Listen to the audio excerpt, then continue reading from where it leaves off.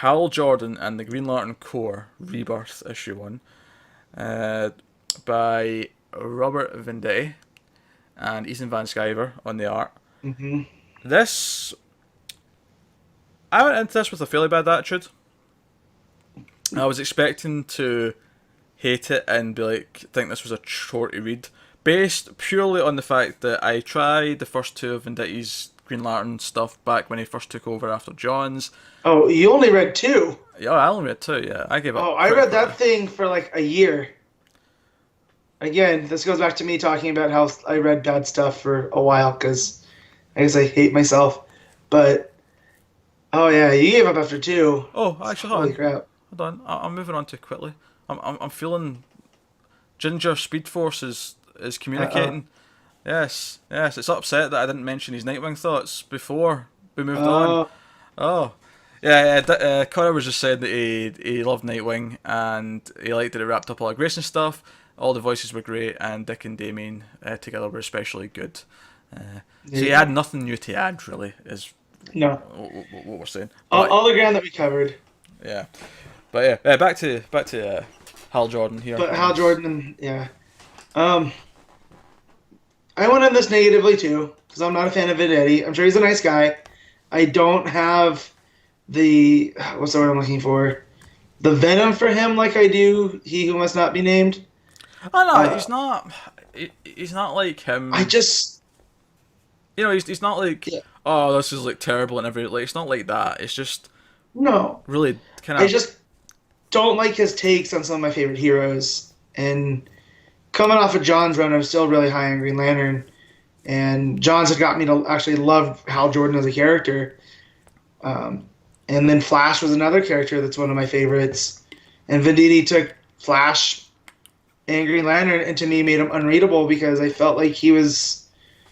It's kind of like when you hear a band do a cover of your favorite song and you're just kind of like, well, that's not wrong, but it's not right. Yeah, You know, like yeah, there's a different texture to it that's hard to explain. yeah. Um, It made me drop both of those books as well. So yeah. we went into this with a really kind of, we were expecting this not to be good, and it's not as bad as I thought it was going to be. No, but it also doesn't get me excited for the ongoing series. That's fair. Because, It doesn't get me excited per se, but I am willing to read the issue 1, and I think because it's stripped back to just Hal and Sinestro, I think yeah, it but bit it man, I'm bit. kind of tired of Hal and Sinestro. Well, I get that, but that's always what this book's going to be. Like, Yeah, I'm so in the last since I've been reading Green Lantern for 10 years. Whenever it got relaunched after Rebirth, right? Oh just four, oh over, five. yeah, just over 10 years now. Like I get the eternal struggle. You know, is there two sides of the same coin? You know, but at the same time, I when Sinestro got his own book, I thought that was real good because it would give them time apart.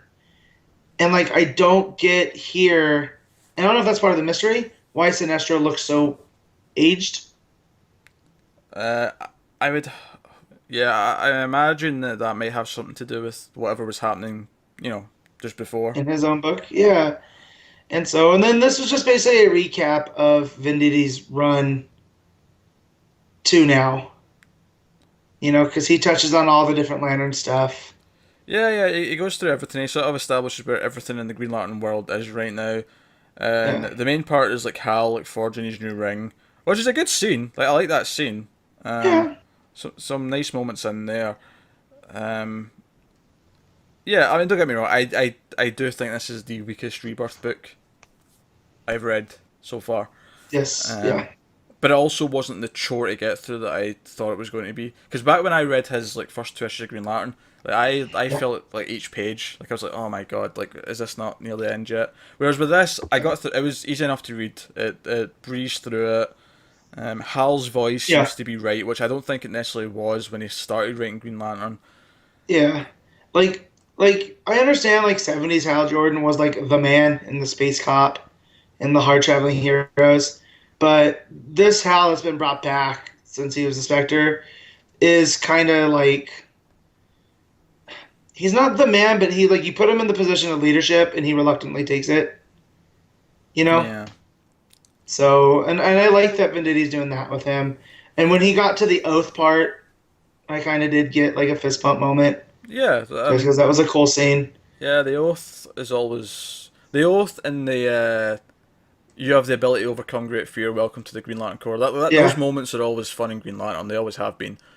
yeah, Obviously, this must be set before Green Lanterns because yeah, Baz seems to be included in the Lantern Corps that's missing right now. yeah. So Hmm. obviously Hal showed up in Green Lantern's Rebirth as well. Yeah, and basically, tied them together and said, or handcuffed them and said, "You guys can have a part when you learn to work together." So, you seem to have that under control. But yeah, I mean, it wasn't quite a chore to get through, but I also, at the end point, I was like, well, the best Green Lantern thing I've read in the last couple of years was I think it was Tom King's, the tie-in to Darkseid War, where he was the god of light. So I was hoping for something more along that lines, and here we go.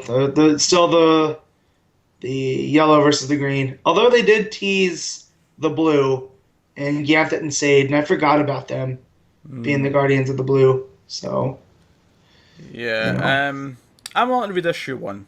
I'm well, it's because most of the issue ones have been better than the Rebirth issues, yeah, so I think it's worth checking out the issue one.